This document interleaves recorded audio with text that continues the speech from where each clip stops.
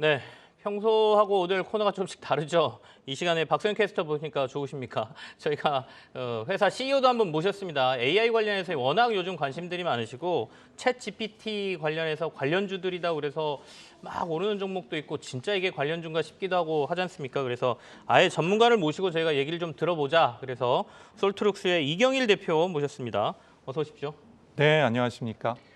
전반적으로 AI를 듣고 싶어서 모시긴 했는데 그래도 네. 회사에 상장된 회사 대표시니까 솔트룩스에 대한 얘기부터 먼저 시작하겠습니다. 회사 소개 좀 해주십시오. 네, 솔트룩스는 제가 2000년도에 설립을 했으니까 벌써 네. 22년 됐고요. 그렇네요. 인공지능 중에서도 사람과 인공지능이 대하는 대화형 인공지능과 자연언어 처리의 전문성을 가지고 있습니다. 한국에서는 인공지능 전문 기업으로 상장한 첫 번째 소프트웨어 기업이라고 보시면 되겠고요. 2020년에 상장을 했으니까 지금 2년 반 정도 됐습니다. 대화형 인공지능이라고 말씀하셨으니까 사실 네. 챗 GPT에 대해서 사람들이 관심을 갖는 이유가 대화하는 것 같다라는 거잖아요. 그전에도 사실 그렇죠. 스마트 스피커 있어서 네네. 뭐 아리아 뭐 해줘 막 이렇게 물어보고 그러면 딴소리하고 그러니까 이게 사람도 아닌 것 같고 제대로 된 대답도 못 내주고 이랬는데 챗 GPT는 텍스트긴 하지만 넣어보면 이거 진짜 똑똑한 사람하고 대화하는 것 같네 이런 느낌을 받는다는 건데 그럼 우리나라에선 뭐 유일합니까? 대화형 인공지능을 하고 있는 게 솔트릭스가 일단 대화형 인공지능 그 밑바탕에는 거대 언어 모델이라는 거를 만들 수 있는 능력이 있어야 돼요. 네네. 솔트룩스가 가장 대표적으로 그 연구를 10년 이상 해왔고 자체 제품을 가지고 있는 회사이고요. 네. 그 외에도 이미 앞 코너에서 말씀드렸지만 뭐 SK나 KT 같은 통신사들 그리고 네이버나 카카오 등들도 이렇게 거대 언어 모델을 만들기 위한 많은 노력을 하고 있죠.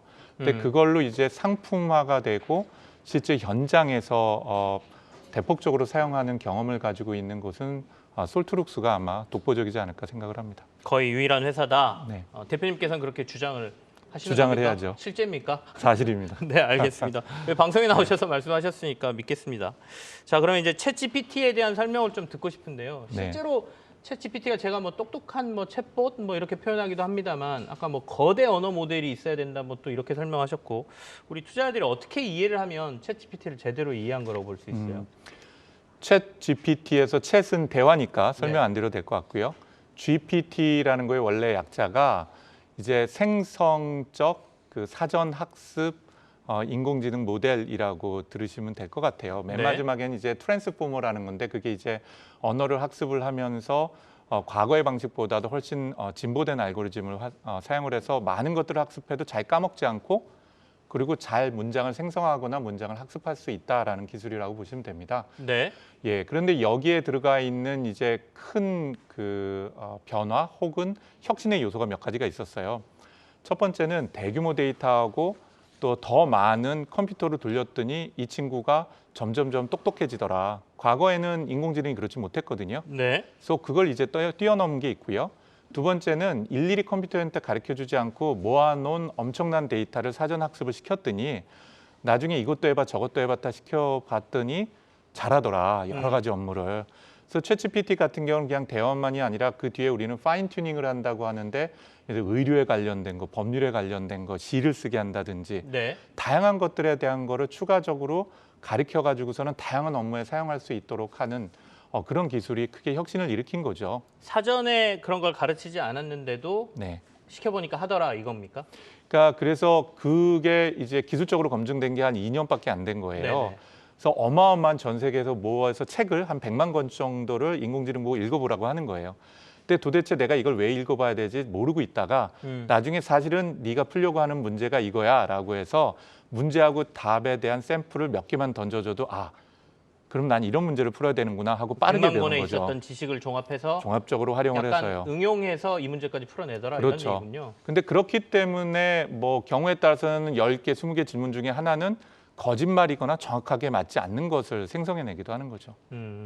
그러면 이제 정말로 대화형 어떤 챗봇의 초기 단계다 아니면 진일보했다 어느 정도 단계에 왔다고 보세요, 챗GPT는? 실제로 그 대화형 인공지능 또는 채팅 시스템이 만들어진 지가 80년이 됐어요. 그렇습니까? 그렇게 예. 오래됐어요? 첫 번째 그 챗봇 시스템이 80년이 됐습니다. 어. 그러니까 현재로 보면 세대로 굳이 나누자면은 4세대까지 온 거예요.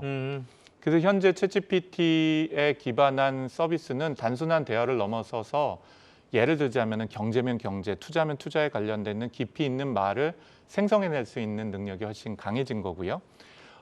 그렇기 때문에 이게 큰 역사적인 걸 보면은 3번이나 진화가 일어났는데 그럼 앞으로는 어떻게 될 거냐? 네.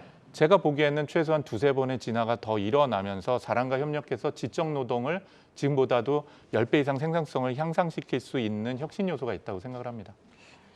우리 이른바 정부도 그렇고 네. 한국형 챗 GPT를 내놓겠다라고 얘기하지 않습니까? 네네. 솔직히 저는 개인적으로 약간 뜬구름 잡는 소리 같기도 하거든요. 이게 가능한 건지도 궁금하고 한국형 챗 GPT라는 게 도대체 뭘 의미하는지도 좀 궁금합니다. 대표님은 어떻게 이해하고 계십니까? 일단은 챗 GPT라는 게 그 지금 거의 무슨 일반 명사처럼 된 거죠. 옛날 우리 미원이라든지 제럭스처럼요. 네. 근데 GPT 모델 말고도 사람과 대화하기에는 거대 언어 모델들이 되게 종류가 많아요. 근데 GPT는 GPT 방식인데 워낙 돈이 많이 듭니다. 그러니까 아마도 지금 차세대로 나오고 있는 거는 돈이 몇 조 이상이 투자가 돼야지 비슷한 정도로 만들 정도가 될 거거든요. 그래서 한국식이라는 표현은 그 방식을 그대로 쫓아해서 경쟁하기는 어려우니 제 편으로 봤을 때는 알고리즘에 대한 개선이 필요해요. 그래서 많은 것들을 몽땅 다 가르치는 것보다 적은 것들을 더 똑똑하게 가르칠 방법을 찾아내는 것. 그리고 전 세계를 대상해서 모든 것을 학습하고 모든 걸 할 수 있는 것보다는 예를 들면 주식이나 투자다 그럼 거기에 깊숙하고 뾰족하게 더 들어가서 이 영역에서는 더 잘 성과를 낼 수 있도록 하는 등의 것들이 연구도 되고 있고요. 저희 네. 회사도 굉장히 큰 성과를 내고 있어서 이런 부분에 해당이 되는 것은 뭐 한국형이냐 아니냐를 떠나서 경쟁하고 살아남기 위해서는 선택될 수밖에 없다고 생각을 합니다. 우리가 잘할 수 있는 특화된 분야를 좀 더 깊이 있게 파는 그렇죠. 대화형 챗봇을 만든다. 네. 이렇게 이해하면 된다는 그러니까 말씀이시죠? 선택과 집중을 하고 거기서는 1등을 하면 되죠. 전반적으로는 우리가 돈이 너무 많이 드니까. 쉽지 않습니다. 네. 그러면 이 챗GPT와 관련돼서 투자자들이 관심 가져야 될 분야는 어디에? 뭐 반도체를 봐라 또는 솔트룩스를 봐라 뭐 이런 게 있으실 거 아닙니까? 어디를 보면 됩니까? 저희 같이 실제로 본질적으로 그걸 연구하고 제품으로 내놓는 회사들을 관심 갖고 보시는 것도 좋겠죠.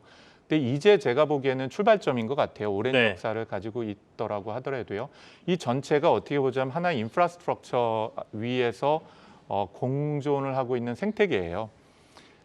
반도체 부분도 중요하죠. 메모리 반도체 외에도 특히 GPU라든지 TPU라고 얘기하고 있는 대규모 연산을 할 수 있는 그런 반도체를 생산하거나 연구하는 쪽 관심 가질 만할 거라고 보여지고요.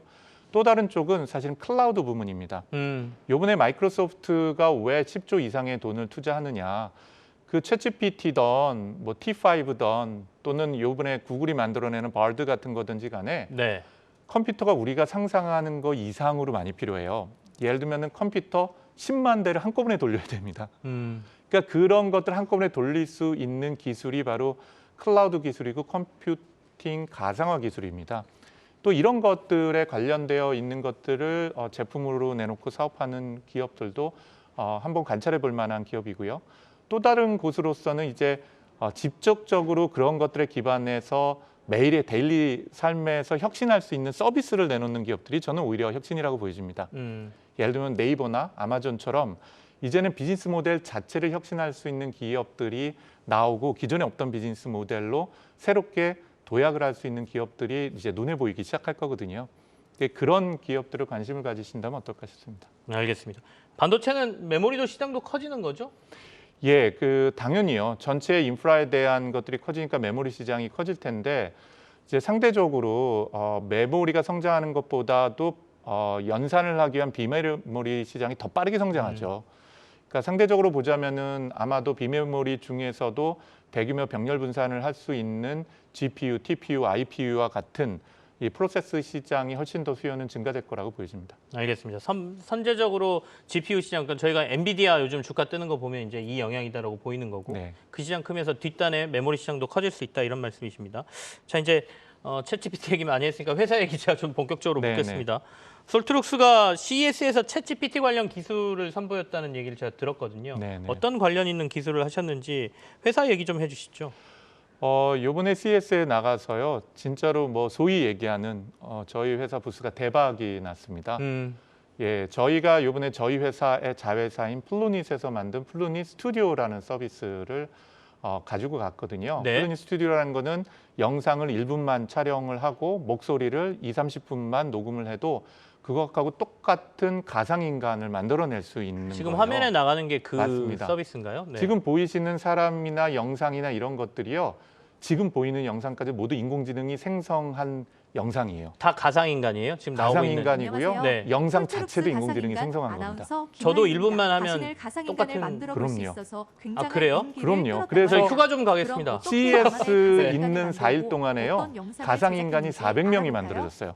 아, 여기서 네. 그리고 그 영상 가상인간 데이터 확보를 위해 400명은 간단한 영상을 텍스트만 집어넣으면 말하고 웃고 그다음에 영상이 생성될 뿐만 아니라 여기에 챗GPT 핵심 기술이라고 얘기하는 프리트레인드 모델이라고 대규모 데이터를 사전에 학습한 걸 통해서 빠르게 생성하고 인간과 대화 나눌 수 있는 그런 혁신적인 서비스였던 거죠. 네. 이제 기술은 나왔는데 이게 상용화되는 게 문제지 않습니까? 실제로 그렇죠. 지금 어떻게 팔리고 있거나 제품화돼 있나요? 그럼요. 지금 저희 플루니 스튜디오 같은 경우는요. 네. 한 달 만에 사용자 수가 지금 현재 6천 명 가까이로 증가가 된 상태예요. 네.